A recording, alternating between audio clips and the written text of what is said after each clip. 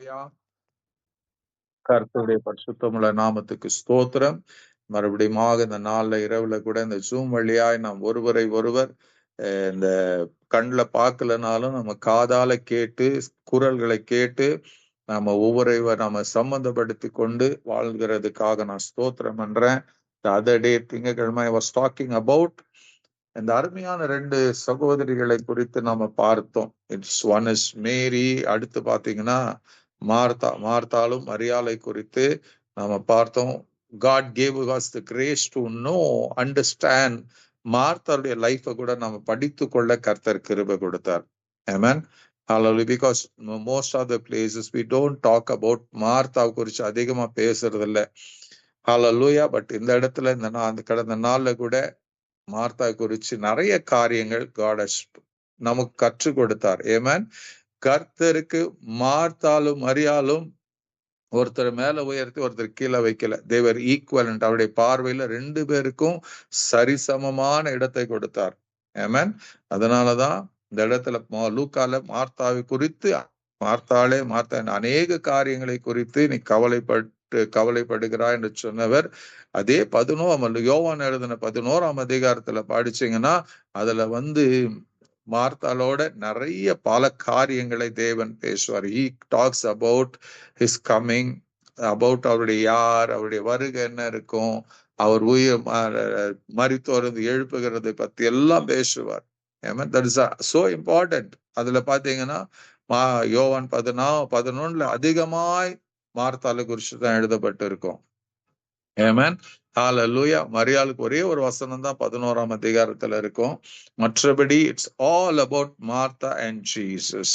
இந்த கல்லறை கிட்ட கூட மார்த்தா மரியாள் இருப்பாங்க. But Jesus talks to Martha. Amen.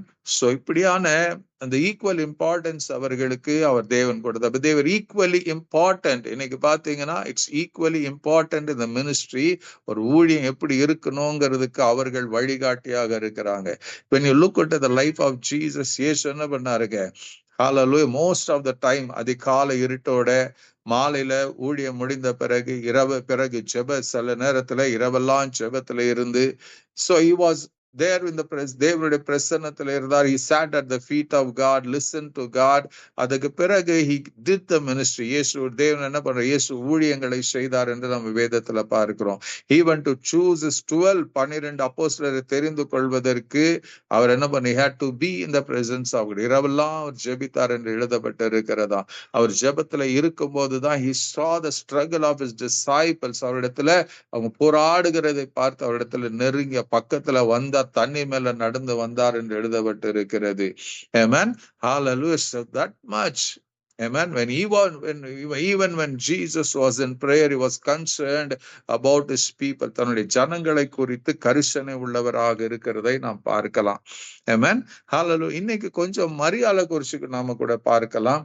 Amen. Because it says, ஆண்டவராகிய இயேசு கிறிஸ்து லூக்கா 10ஆம் அதிகாரத்துல ஹல்லேலூயா 41ஆம் வசனத்துல 42ஆம் வசனத்துல பாத்தீங்கன்னா இயேசு அவளுக்கு பிரத்யுத்தரமாக மார்த்தாளே நீ அநேக காரியங்களை குறித்து கவலைப்பட்டு கலங்குகிறாய்.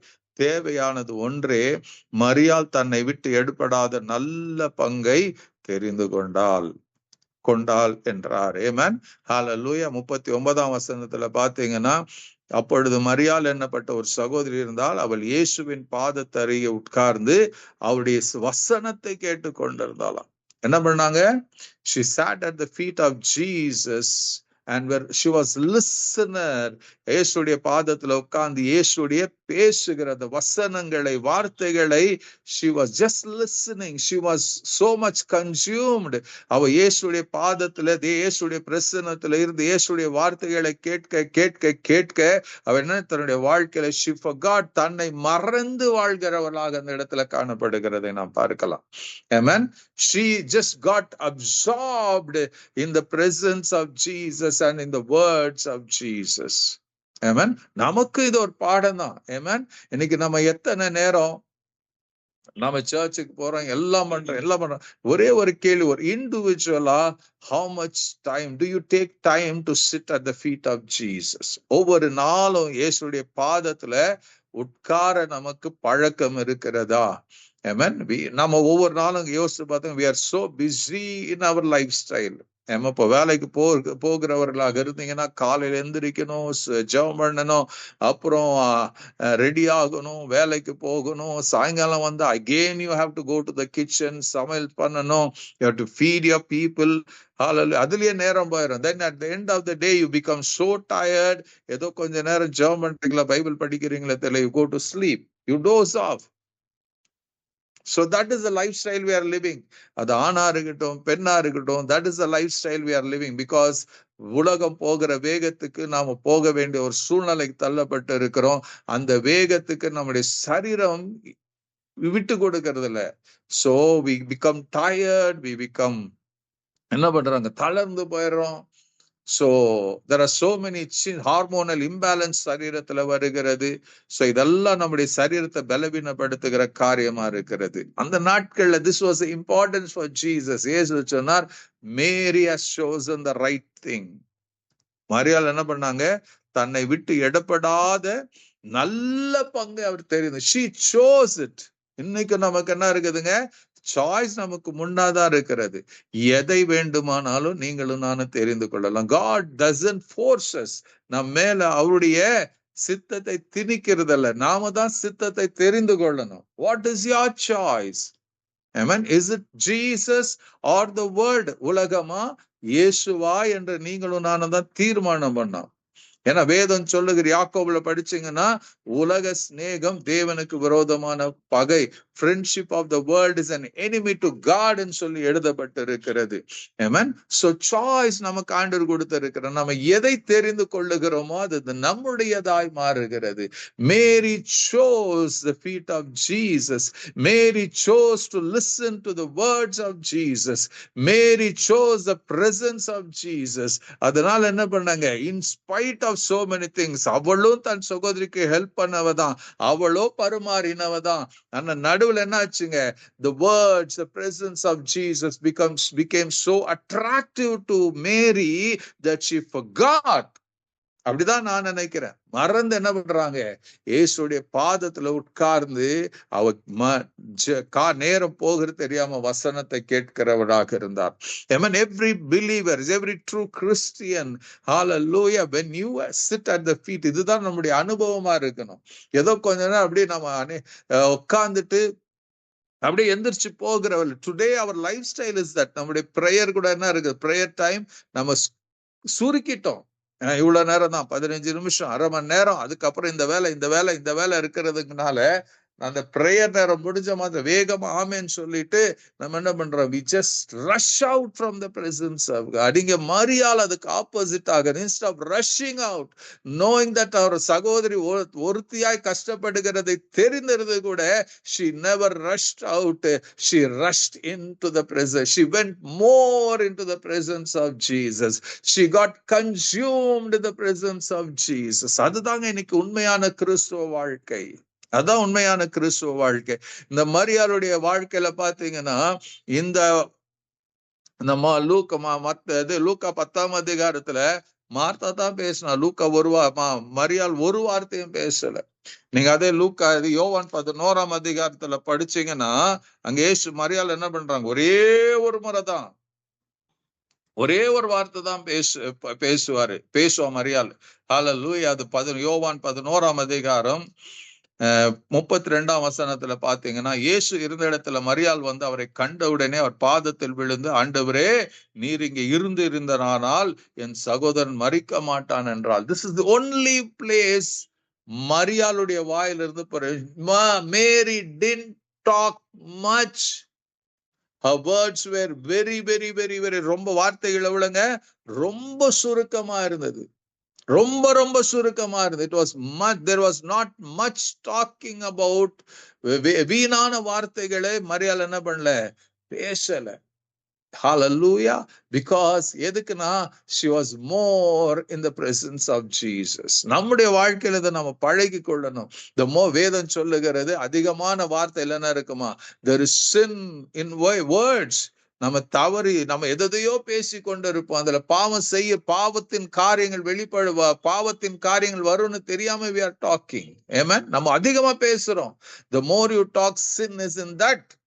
So நம்ம ஜாக்கிரதையா இருக்கணும். இங்க மரியாள் என்ன பண்ணாங்க? She never ever opened her mouth to talk many things. அவ கொஞ்சம் தான் பேசணும். அது ஒரே இந்த லூக்கா 10, யோவான் 11, யோவான் 12ஆம் அதிகாரத்துல படிச்சீங்கன்னா மரியாளுடைய வாயிலிருந்து புறப்பட்டு வந்த ஒரே வார்த்தை இதுதான், நீர் ஆண்டவரே நீர் இங்க இருந்திருந்தீரானால் என் சகோதரன் மரிக்க மாட்டான். இன்னொரு கேரக்டர் மரியாளுடைய கேரக்டரை நீங்க படிச்சீங்கன்னா இந்த மரியாளுடைய 3 இடத்துல ஹல்லேலூயா மரியாளை குறிச்சு எழுத இயேசு சொன்ன வார்த்தை. ஒண்ணு மரியாள் எங்க இருந்தாருங்க? லூக்கால படிக்கும் போது she sat at the feet of Jesus. இயேசுடைய பாதத்தருகே உட்கார்ந்து அவர் பேசுகிறதை கேட்டுக்கொண்டிருந்தார். லூக்கா யோவான் 11ஆம் அதிகாரம் 32ஆம் வசனத்துல again when you see மரியாள் என்ன பண்ணாங்க? இயேசு பெத்தானியாவுக்கு வந்திருக்கிறாருன்னு மார்த்தாள் சொல்லி கேள்விப்பட்ட மாத்திரத்துல நேராக வந்தவள் எங்க விழுந்தாங்க? She fell at the feet of Jesus. அவர் பாதத்துல விழுந்தாளாம். பாதத்துல உட்கார்ந்தா, இங்க பாதத்துல விழுந்தா. She was so much in love with Jesus. அவளுக்கு தெரிஞ்சது ஒண்ணுங்க, the feet of Jesus. ஆமென். அவருடைய பாதத்துல தான் அவளுக்கு ஆறுதல், அவருடைய பாதத்துல தான் அவளுக்கு நிம்மதி, அவருடைய பாதத்துல தான் வெளிப்பாடு, அவருடைய பாதத்துல தான் she could hear the still small voice of God. ஆமென். ஆண்டவருடைய மெல்லிய சத்தத்தை கேட்கக்கூடிய ஒரு இடம்னா the presence of holy Jesus. அதை மார்த்தாள் அபியாசப்படுத்தி கொண்டாள். ஹல்லேலூயா. எங்க இருந்தாலும் she longed to be at the feet of Jesus. அதே யோவான் 12ஆம் அதிகாரத்துல பாத்தீங்கன்னா 3ஆம் வசனத்துல அந்த இயேசு லாசரு மரித்து உயிரோடு எழுந்த பிறகு மார்த்தாள் பணிவிடை செய்து கொண்டிருந்தார். லாசரு இயேசுவோட உட்கார்ந்து சாப்பிடுகிறவனா இருந்தான். அப்போ 3ஆம் வசனத்துல பாத்தீங்கன்னா அப்பொழுது மரியாள் விலையேற பெற்ற கலங்கமில்லா நலதம் என்னும் தைலத்தில் ஒரு ராத்தல் கொண்டு வந்து அதை இயேசுவின் பாதத்துல பூசினாள். ஜஸ்ட் யோசிச்சு பாருங்க, இயேசுடைய பாதம் மரியாளுக்கு it was like a sweet time. இனிமையான ஒரு இடம் மரியாளுக்கு எதுனா the feet of Jesus. அந்த பாதத்தருகே விழுந்து கிடக்கிறது, பாதத்தை முத்தமிடுறது, பாதத்துல இருக்கிறதுனா என்னன்னா she was just யோவான் ஸ்நானகன் சொன்னது போல நான் சிறுகவும் நீர் பெருக வேண்டும் என்று. இன்னொரு விதத்துல she was humbled, she humbled before the King of Kings and the Lord. தன்னை தாழ்த்தி கொண்டாள். மரியாள் என்ன பண்ணாங்க? தன்னை தாழ்த்தி கொண்டால், தன்னை வெறுமையாக்கி கொண்டால். she said இதை தவிர ஒரு சிறந்த இடம் எனக்கு இல்லை, இயேசுடைய பாதத்தை தவிர வேறு சிறந்த இடம் கிடையாது. ஆமென். ஹல்லேலூயா. அந்த பாதம் எனக்கு போதும், அதுதான் அவ தேடினான். she humbled herself, she lived in humility. எனக்கு நிறைய நேரத்துல நாம ஜெபிக்கிறோம், இது அநேக நேரத்துல நான் சொல்லி இருக்கிறேன், மறுபடியும் நான் போகிற இடத்துல எல்லாம் சொல்லுகிற ஒரு காரியம், தயவு செய்து when you pray நாம சொல்லுவோம், ஆண்டவரே என்னை தாழ்த்துகிறேன், என்னை ஒப்பு கொடுக்கிறேன், என்னை தரை மட்டுமாக தாழ்த்துகிறேன்னு சொல்லுகிறது இட்ஸ் ஜஸ்ட் உங்க வாயில் புறப்படுகிற வார்த்தைங்க. மரியாளுடைய லைஃபை பார்த்தீங்கன்னா she determined, அதுதாங்க தாழ்மை, இதுதான் தாழ்மை. உண்மையான தாழ்மை நம்முடைய வாயில என்னை தாழ்த்தி ஒப்பு கொடுக்கிறேன்னு சொல்லிட்டு உள்ள பெருமை இருக்கலாம். பட் ஹியர் மேரி டீச்சர்ஸ் ஒரு பாடத்தை கத்து கொடுக்கறாங்க. என்ன கத்து கொடுக்கறாங்க? தாழ்மைனா என்னன்றதை கத்து கொடுக்கறாங்க. அவருடைய பாதத்துல அவ மரியாள் உட்கார்ந்தா, அவருடைய பாதத்துல இயேசுடைய பாதத்துல மரியாள் விழுந்தா. அவர் தெருவுன்னு கூட பார்க்கல, விழுந்தா. இந்த இடத்துல பாத்தீங்கன்னா ஒரு தராத்தா, she brought a perfume. அதை எங்க பூசுனாங்க? இயேசுவின் பாதத்துல பூசி தன் தலைமயிரால் அவருடைய பாதங்களை துடைத்தாள். அமேசிங் திங் இல்லையா?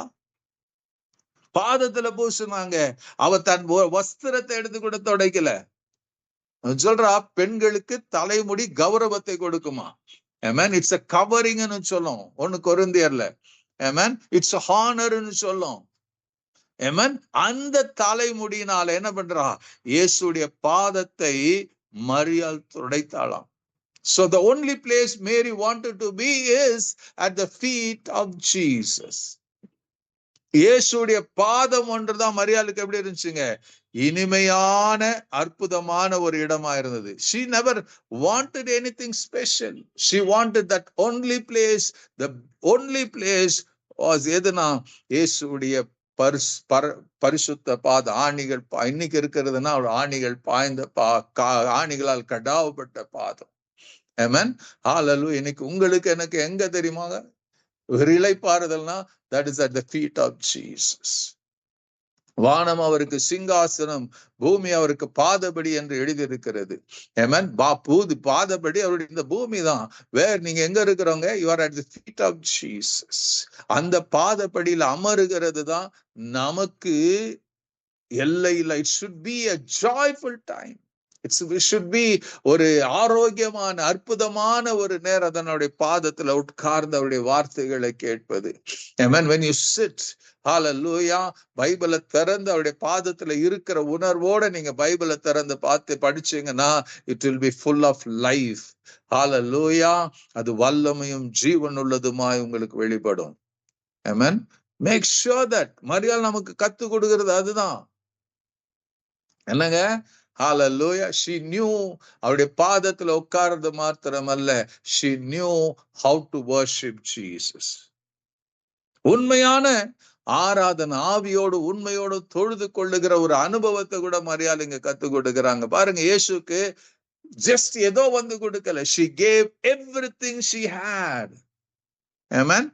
எல்லாரும் அங்க இருக்கவங்க சொல்லுவாங்க, யூதா சொல்லுவான், ஐயோ இவ்வளோ ஒரு வருஷம் சம்பளத்தை வீணாக்கிட்டாலே, ஏழைகள் கொடுத்திருக்கலாம். இயேசுடைய பதில் என்னங்க? என்னைக்கும் ஏழைகள் தரித்திரவங்க நடுவுல தான் இருக்கிறாங்க. This she has performed. இதை என்ன பண்ணாங்க? என் மரணத்திற்கு without knowing I'm going to die, I'm going to be crucified, she applied it on my body. மரித்த பிறகு அப்ளை பண்றது போல என்ன அது என்ன பண்ணா? பூசினா. She applied it on me. Amen. To Jesus, இயேசுக்கு கொடுக்கிறதுக்கு மரியாள், she was so happy in giving everything. யோசித்து பாருங்க, ஒரு வருஷம் சம்பளம் தேவையான அந்த நலதம் என்ற தைலத்தை கொண்டு வந்து அந்த பாட்டில உடைச்சிட்டா. அது அப்படியே கூட ஊத்துல உடைச்சி அதை இயேசுடைய பாதத்துல பூசினா. ஹalleluya. அது மிச்சம் வைக்கல. she poured everything at the feet of Jesus. She gave everything to Jesus. இன்னைக்கு என்ன விரும்புறாருங்க? God wants the everything of you. உங்க ஆவி, ஆத்துமா, சரீரம் எல்லாமே எது பண்றாருங்க? God is expecting you to surrender the everything of yours to her. அவருக்கு எல்லாத்தையும் அர்ப்பணிக்கணும்னு கர்த்தர் விரும்புகிறார். Don't give your part. நான் கடந்த நாள்ல கூட அந்த செய்தோம். தேவனாகிய கர்த்தர் என்ன பண்ணுமா? முழு இருதயத்தோடு, முழு ஆத்மாவோடு, முழு மனதோடு, முழு பலத்தோடு அன்பு கூறணும். Amen. Love him with all of your heart, all of your soul, all of your mind, all of your strength. God wants that completeness from you. அறகுறையெல்லாம் வேணாங்க. hallelujah. இன்னைக்கு most of us are அறகுறையாதான். Amen. நம்ம சர்ச்சுக்கு போறது கூட லேட்டா தான் போவோம். நேரத்தோட முன்னாடி ஒரு 5 நிமிஷம் கூட போக மாட்டோம். பாட்டு நடக்கட்டும் அப்புறம் போகலாம். No, let us not have that attitude. நம்முடைய வாழ்க்கையில என்ன இருக்கட்டும்ங்க? இந்த நாள்ல ஒரு தீர்மானம் பண்ணுங்க. மேரி மரியாள் என்ன பண்ணாங்க? She chose the feet of Jesus. தன்னை தாழ்த்தி கொண்டாலாம். இயேசுடைய வாழ்க்கை நீங்க யோவான்ல படிச்சீங்கன்னா 13ஆம் அதிகாரத்துல சீஷருடைய பாதத்தை அவர் கழுவினாராம். So he humbled. Amen. பாதங்களை தொடுகிறது. It's a humbleness, humility. So where are you? எங்க இருக்கிறீங்க? Lucifer wanted to be above God. Above God. He wanted to be above God. ஏசாயா 14 படிக்கலாம், எசேக்கியேல் 28 படிக்கலாம். பட் நமக்கு ஆண்டவர் சொல்ற, this is the humbleness, this is the meekness God wants from us. இதை படிச்சுக்கிட்டீங்களா நமக்கு தெரியாது. But ask God, God will surely உங்களை நடத்துவாராக.